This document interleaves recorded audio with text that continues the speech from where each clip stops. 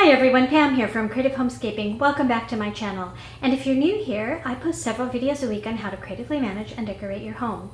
In today's video, I thought I would share with you my challenges that I have planned for 2020.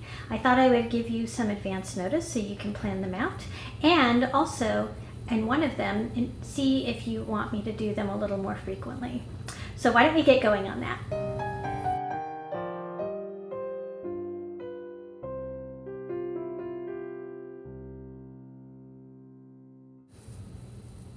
So the first challenge I host is Tablescape Tuesday. This is a tablescaping challenge in which I ask that you create a tablescape on any table. It doesn't have to be a kitchen table or a dining room table. It could be an end table or a coffee table.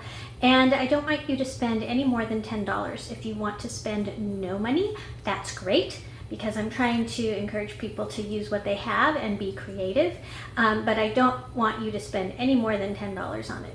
And I have been holding this quarterly, but I am thinking about holding it monthly. So if you like the idea of a monthly tablescaping challenge, why don't you leave me a comment in the comments down below and let me know if you'd like to have a monthly tablescaping challenge.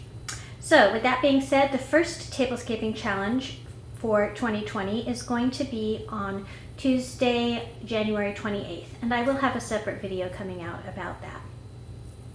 The other challenge that I have been hosting regularly is a seasonal wreath challenge, and I hold that every season, and I am going to give you the dates for the entire year for that one.